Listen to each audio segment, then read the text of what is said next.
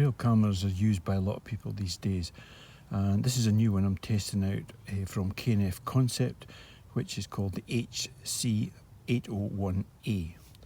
Now this is a 16 megapixel still camera, and it can record 1080p HD video. Now a lot of people use these things, whether you're a wildlife enthusiastic person and just want to see what it's about. Some people use them for security, but as a wildlife photographer I find them great tools, especially if you're looking for foxes or badgers or things like that, when you don't want to sit out all night waiting on them coming, because there's a menu system inside this, and as long as you set up the date and time, you will know exactly when that creature is coming to that particular area.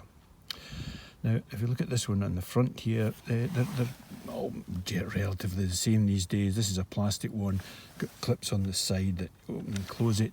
But if you look at it from the front, you have two side sensors and another sensor here. So this allows it to pick up any movement, and the camera is triggered by heat and movement, so leaves should not set it off. And if something's coming from the side, these sensors will pick it up, and the camera will start recording as soon as it comes into shot.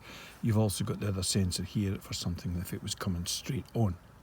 Above that, you've actually got the lens itself, and you will tell it in the menu what you want the camera to do, whether you want it to record video or whether you want it to record stills.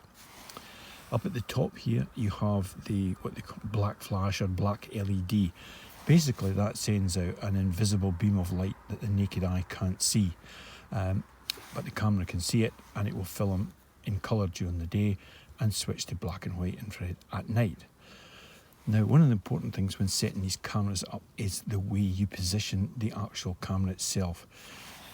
If you were to go out at night with a torch and shine it straight up into the stars, it wouldn't light anything up.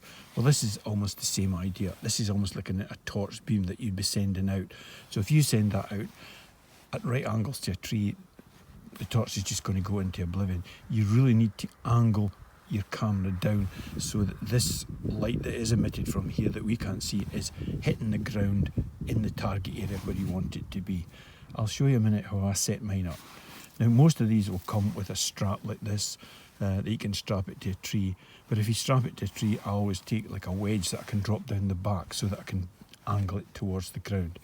But I have a specific bracket that I have. I've had it for years. I'm not sure where I originally got it from, but if you have a look at this, this is the bracket that I use, and this is the camera in situ. Right, within the camera itself, as you see, you open it, clips up at the side, and you open it up, and there you have. On this side here, the right hand side here, we have a compartment, and if you open it up, it runs off of 8 rechargeable batteries, or you can put normal AAs in it as well.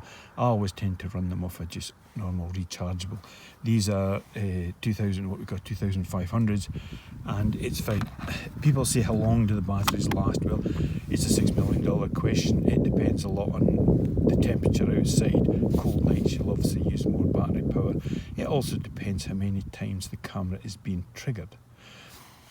Because one of the things, I'm not sure how easy this will be to see, but anyway, along the bottom you have the SD card that goes in there, which is a micro SD card. Then you've got a slot for a USB, which will allow you to connect it to your computer should you wish. And then you've got the switches here, and the first one, it says off, test and on. So off is fairly simple, it's off. So if you put it to test, this is where you would set it up from. If you put it to that, and you'll see it will start up like this, and you will see through there what the camera is seeing. But the simple thing to do is, if you want to change it to, the moment I've got it set for video, which I always think better, so if you want to go to stills, you just press that button there, and that's it, changed it at the top to stills. But we'll take it back to video. And then you've got the menu system inside. So as I say, this is a 16 million pixel camera, so you go down to the resolution, press OK, and then it's set for 60 million pixel stills. And again, you can change that about should you wish.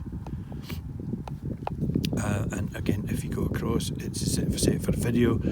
So I've got it set now for video at 1080p.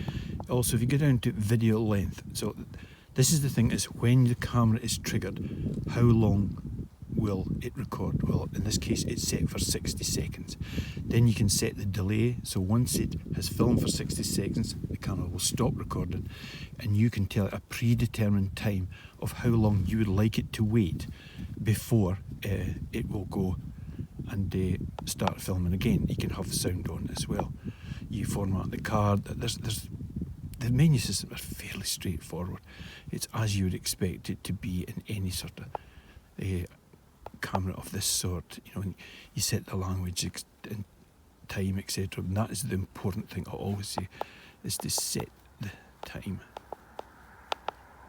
There's the motion detection. So if you got the motion detection and press OK, I've got it set to high at the moment. Different people have different schools of thought on this one. The way I understand it, this works. I would normally have it set to high in the summer because it's trying to detect heat and move. Whereas if it's going to be a cold night like it will be tonight, I'm going to take it down to medium and just set it for there. If it was really cold weather, I would probably set it to low because it would pick up heat movement fairly easy. So once all this is set up inside, and again, you can set it to suit yourself. They're very, very self-explanatory. The main thing to do is anytime you change something, always OK it, or it won't set that and then go back. So once it's all set up, all you do is flick that across to on, close the camera up, snake it back up like this, and put it into position. And you'll see there's a red light at the top. As soon as that's it now activated, it will start recording as and when something triggers it.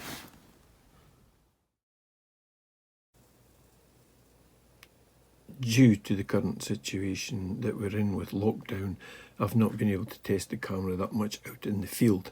But here are some clips taken of a nearby badger set to my house. You will see the badger coming out of the hole. It's various clips that have been edited together. And you'll see in the bottom left-hand corner, there are dates and times as to when these clips actually were taken. So you'll see that it's great for telling you exactly what time the badgers were active.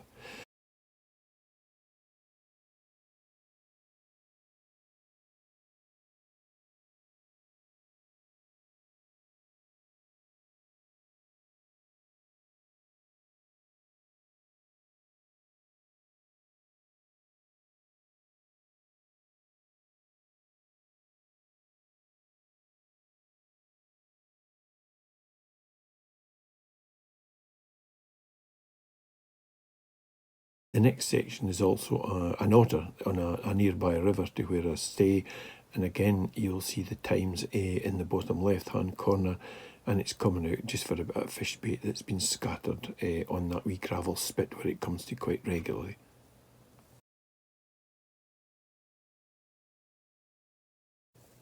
These have obviously been filmed after dark, so it's using the infrared light on the camera. Again, neither the wildlife or humans can see that light, but it's enough to light up. And this camera was set probably in the region of 20, maybe 25 feet from the badger set, and from where the otter is, it's probably a wee bit further. It's probably about 30 feet.